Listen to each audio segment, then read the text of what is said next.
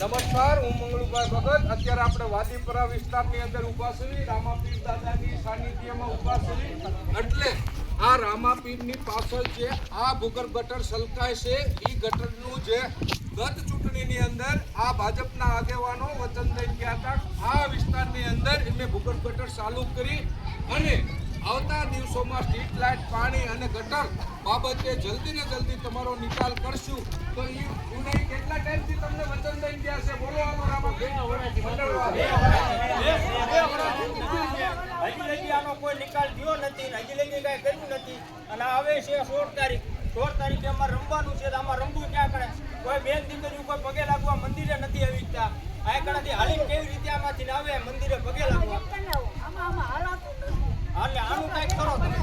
આ મળમૂત્રથી આખી શેરી ભરેલી છે અને અહીંયા આ કેવા બેન આપણા સભ્ય હતા, એનું નામ રૂપાબેન મોડવાડિયા, આ વચન દઈને ગયા છે અમે કે આ ચૂંટણી પતે પછી અહીંયા બીજા સભ્ય લગભગ બીજા કોણ છે તમારે?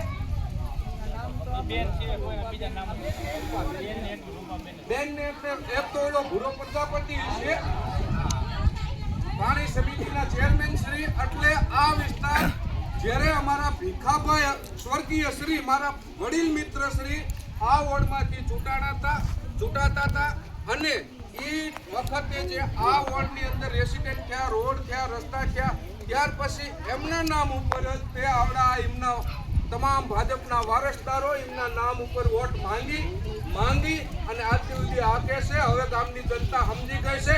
આવતી ચૂંટણીમાં ભાજપ વાળાને અહીં બોલાવશો તમે? હવે આવતી ચૂંટણીમાં ભાજપ વાળાને બોલાવશો?